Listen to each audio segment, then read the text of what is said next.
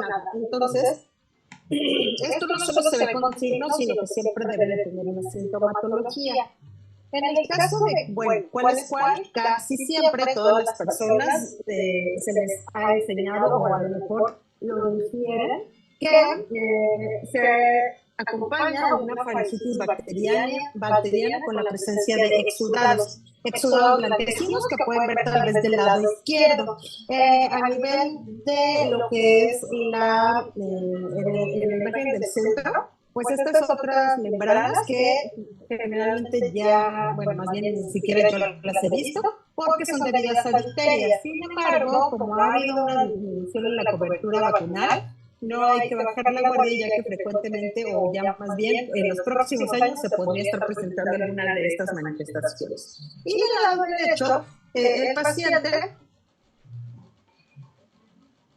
paciente tiene una hiperemia faríngea y, bueno, pues la mayoría comentan que son faringitis virales. Es importante que sepan que no todo exudado es igual a bacterias. En el caso del lado izquierdo, es una entidad que se llama tonsilolitiasis y que vamos a ver un poquito más adelante, pero es una variante que puede presentar hasta el 10% de las personas sanas. Entonces, dentro de la epidemiología, como ya les comenté, bueno, pues es una de las enfermedades más sobrediagnosticadas en realidad. Puede que no tengan faringitis, pero se les atribuye esto y más la faringoamigdalitis. Pero en Estados Unidos, pues sí, a nivel de todo el mundo, sí es una patología sumamente diagnosticada porque se acompaña con el catarro común en muchos de los casos. En Estados Unidos se reporta que hay hasta 12 millones de casos anuales, que corresponden al 2% de todas las consultas en este país y que los agentes causales dependerán de la estacionalidad particularmente y también de la edad, como vamos a ver más adelante. Los niños tienen más tendencia a tener infecciones a nivel faríngeo, pero eso no significa que durante toda nuestra vida no vayamos a tener algún tipo de infección. En el caso de las faringitis también creo que es valioso que ustedes sepan que no todas las infecciones son de origen, no todas las faringitis son de origen infeccioso. Solo una porción de ellas puede serlo y de estas principalmente los virus van a ser los principales causales asociados a un catarro común en la mayoría de los casos, que pueden presentarse hasta el 45% de todos los casos de faringitis. Las bacterias son menos frecuentes, 5 hasta 15%, dependiendo del grupo de edad, y en el caso de la patología no infecciosa se encuentra la rinitis alérgica, que puede acompañarse de estos síntomas, sinusitis, reflujo gastroesofágico, tabaquismo, enfermedades autoinmunes como la enfermedad de BC o también la enfermedad de Kawasaki. En el caso de los agentes, como les dije, pues el principal agente va a ser un agente infeccioso que va a ser viral. Entre ellos los rinovirus, coronavirus, adenovirus, virus de herpes simple, influenza para influenza. ¿Esto de qué va a depender? Nuevamente de cuál sea el virus que esté circulando en ese momento. Por ejemplo, el que circula en todos los años, lo más frecuente es que se asocie a una infección por rinovirus. Y en diciembre lo más común es que se asocie a algún virus como influenza y como metapneumovirus. En el caso de la faringitis bacteriana, el de mayor importancia va a ser el estreptococo del grupo A, que es el mejor llamado Streptococcus pyogenes, aunque también se llama Streptococo beta hemolítico. Otros patógenos que sí hay que tomar en cuenta es el Streptococo del grupo C y el Streptococo del grupo G, Acinetobacterium hemolítico, y estos son los tres grupos más grandes. En realidad los demás son menos frecuentes y, como pueden ver aquí, si en un exudado faríngeo sale alguna otra bacteria, pues puede ser propio de la biota de la cavidad oral. Así es que es importante que si no tenemos una sintomatología, no mandemos de rutina estudios de exudado faríngeo, porque invariablemente, si no es un laboratorio de renombre donde ya saben que solamente se debe de reportar algunas bacterias importantes, como las que ya les dije, les van a estar reportando con demás agentes infecciosos y secundario a esto, puede que no sean causantes de enfermedad, llámese neumococo, meningococo, Klebsiella, Staphylococcus aureus. Estos generalmente no provocan faringitis y si alguien los ve, pues va a tratar el cultivo y no al paciente. Entonces, bueno, pues la faringitis viral, que es la que se va a acompañar del cuadro catarral, que ustedes ya vieron, y que evidentemente también lo han tenido en varias ocasiones, es aquel paciente que va a tener un cuadro previo caracterizado por coriza, estornudo, congestión nasal, dolor óptico, disfonía, y después de esto va a comenzar a tener tal vez ardor faríngeo, puede tener ardor disfagia, y esto puede durar horas o un par de días. También en algunos casos se puede acompañar de disfonía por inflamación de las cuerdas vocales.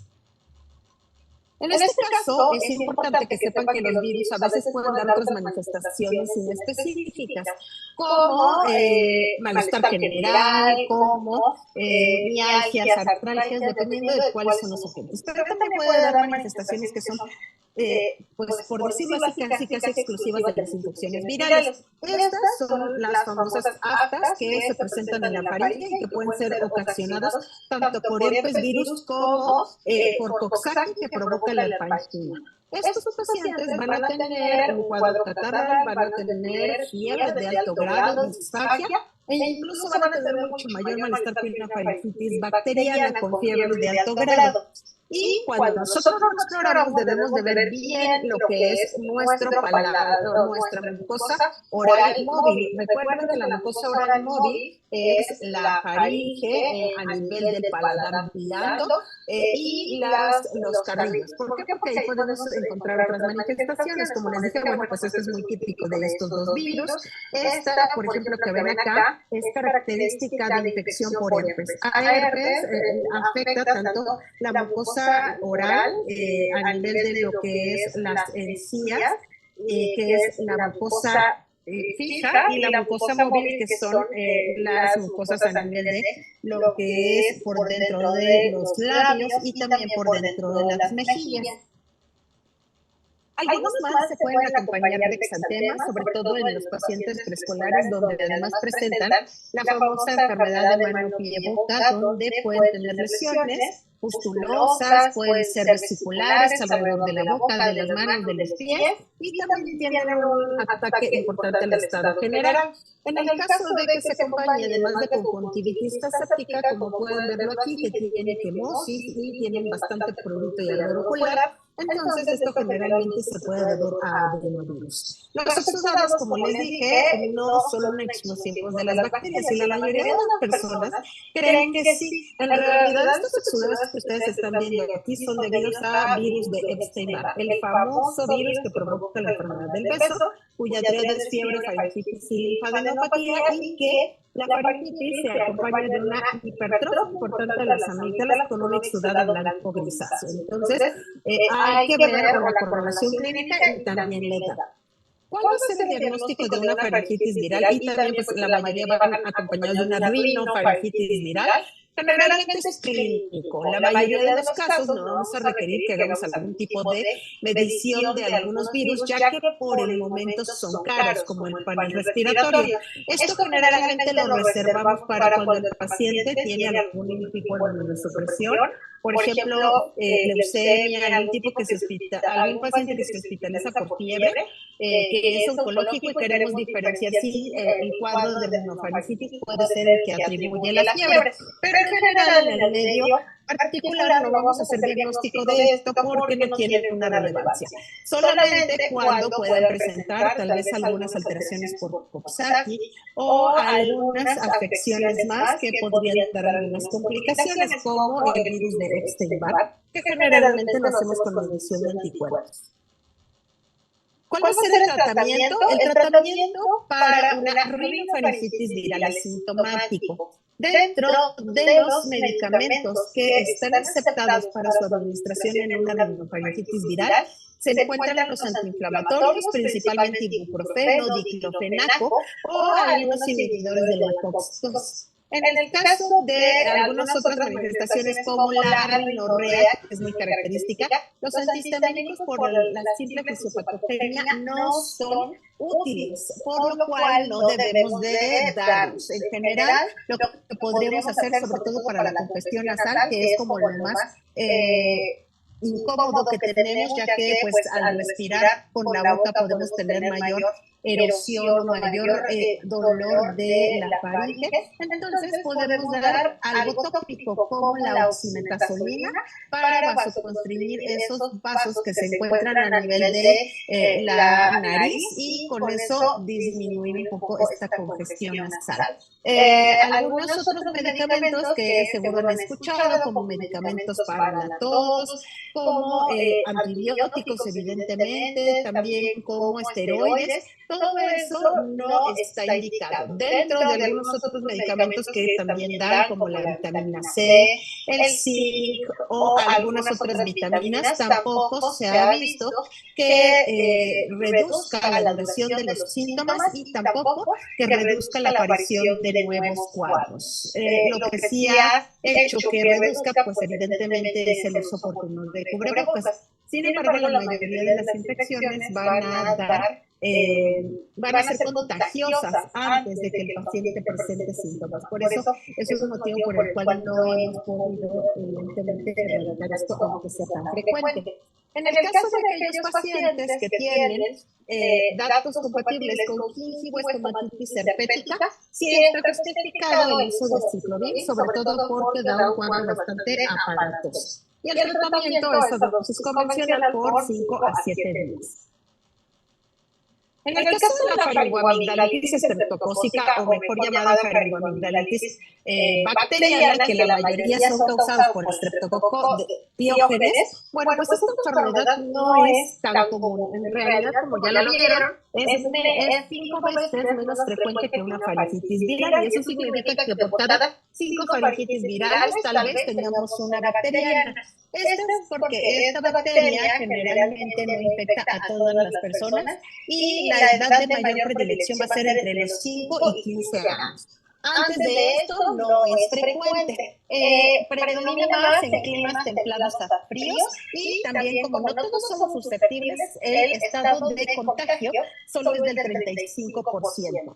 Entonces, bueno, pues, ¿cuál es la importancia de esto? Que recuerden que puede dar alteraciones a nivel sistémico, como complicaciones supurativas, o también complicaciones no supurativas o por inmunocomplejos, como la fiebre reumática o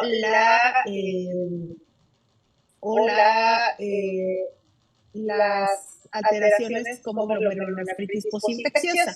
Entonces, bueno, pues aquí vean que la presentación es completamente distinta. Es una presentación de inicio repentino. Lo primero es que no se va a preceder por un cuadro catarral, ya que no es un virus, y que generalmente se afecta entre 5 a 15 años con ataque al estado general. El paciente va a tener fiebre, mialgias, artralgias, alteración en el estado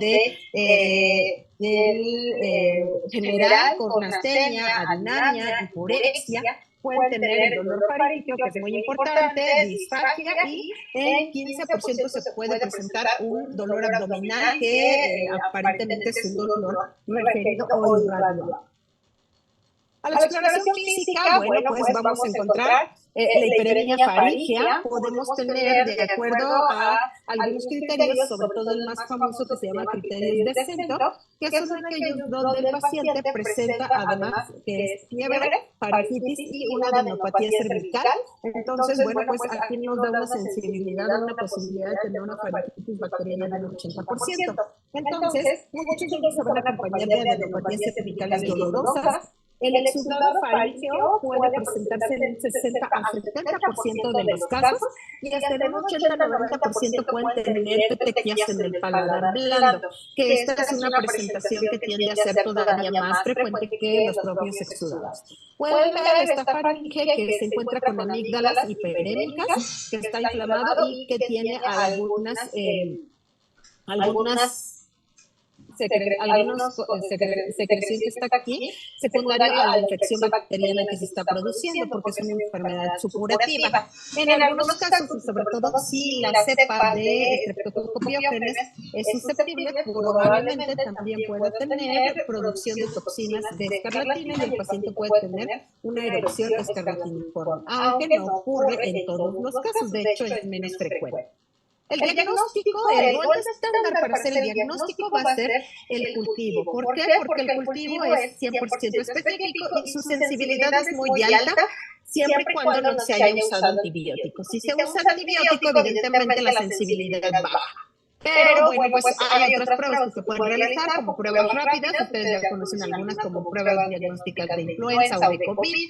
Estas también sirven de la misma forma. El problema es que no me detecta otros microorganismos.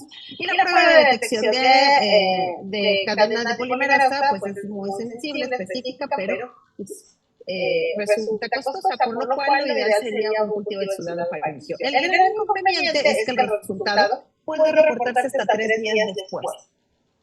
Entonces, la faringitis, de acuerdo a la Academia Americana de Pediatría, lo que hacen en Estados Unidos es no tratarla, a menos que tenga una confirmación diagnóstica, pero ellos pues fácilmente tienen acceso a pruebas rápidas, por ejemplo. En el caso de México es mucho más complicado por la cuestión económica y por la cuestión de recursos, y entonces, bueno, pues lo que yo les sugeriría es que más bien, si tiene toda la clínica, sería solicitar que se tome un cultivo de exudado faríngeo y tras ello empezar con el antibiótico si es más susceptible.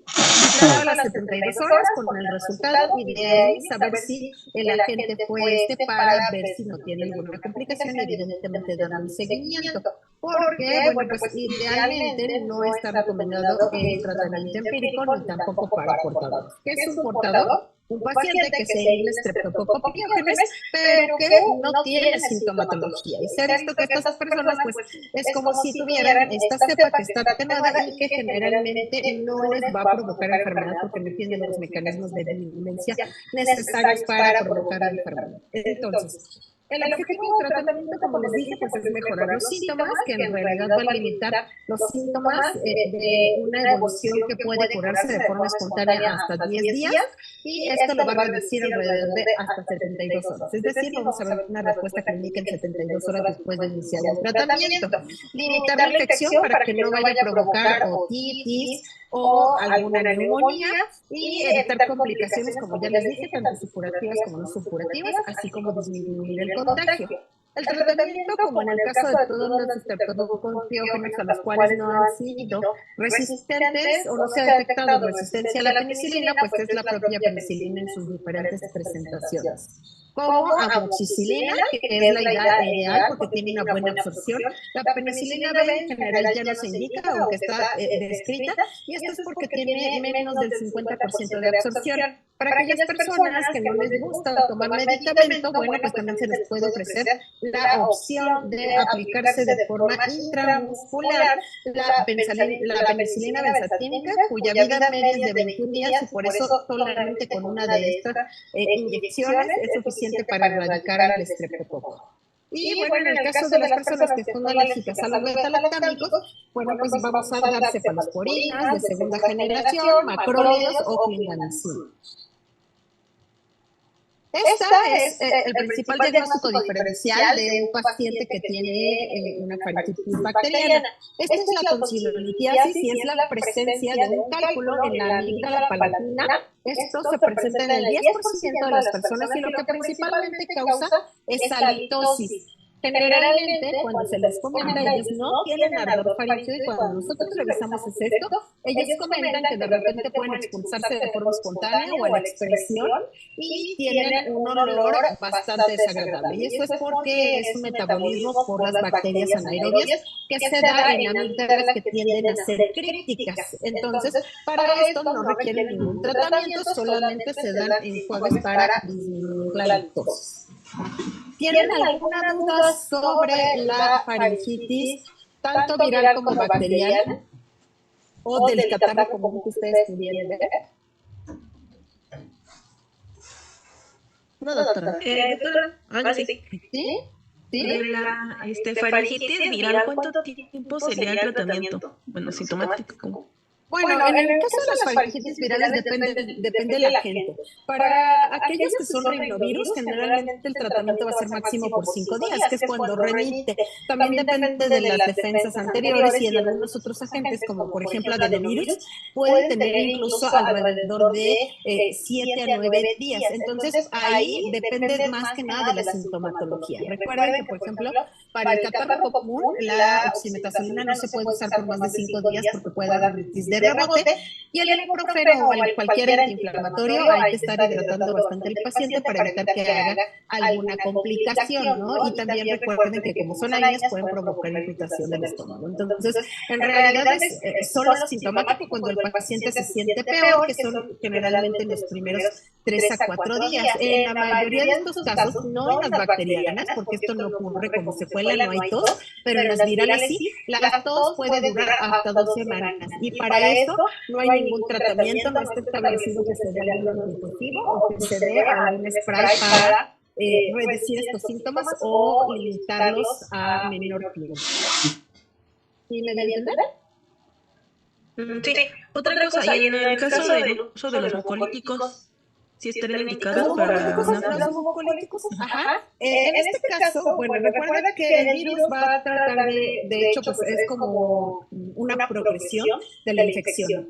Las personas cuando entra un virus, como el virus, por ejemplo, depende del inóculo, de la virulencia, del huésped y también del medio ambiente. Y bueno, pues en la mayoría de los casos va a llegar solo a vías respiratorias superiores y va a provocar pues esta vasodilatación a nivel de los capilares y esta congestión nasal con producción de mayor cantidad de moco. Los mucolíticos tienen la función de romper los puentes que se encuentran en este moco para evitar que haya, que se hagan más espesos y sean más difíciles de salir. Sin embargo, si tenemos una adecuada higiene, llámese tener algunos aseos nasales con solución salina hipertónica o solo con agua de sal, va a ser lo mismo que tener un mucolítico.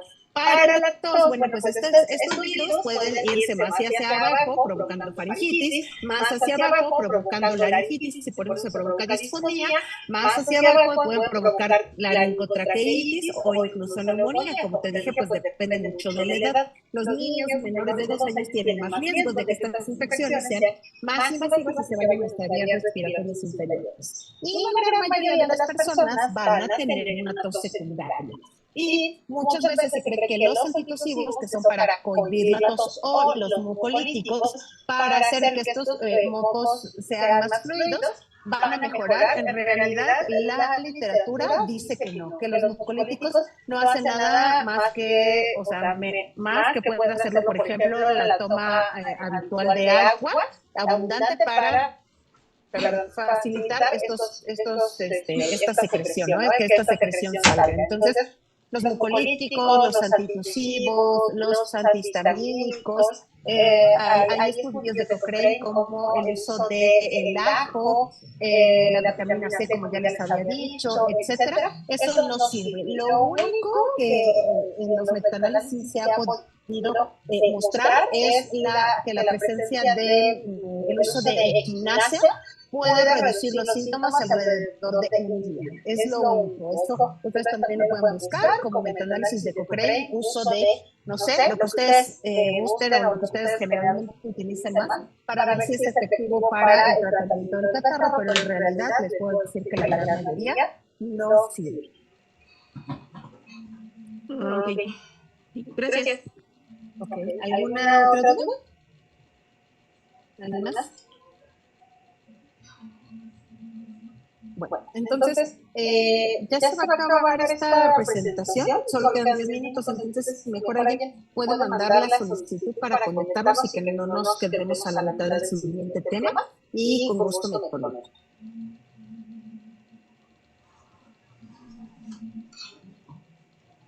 Ahorita nos vemos. Sí, doctora.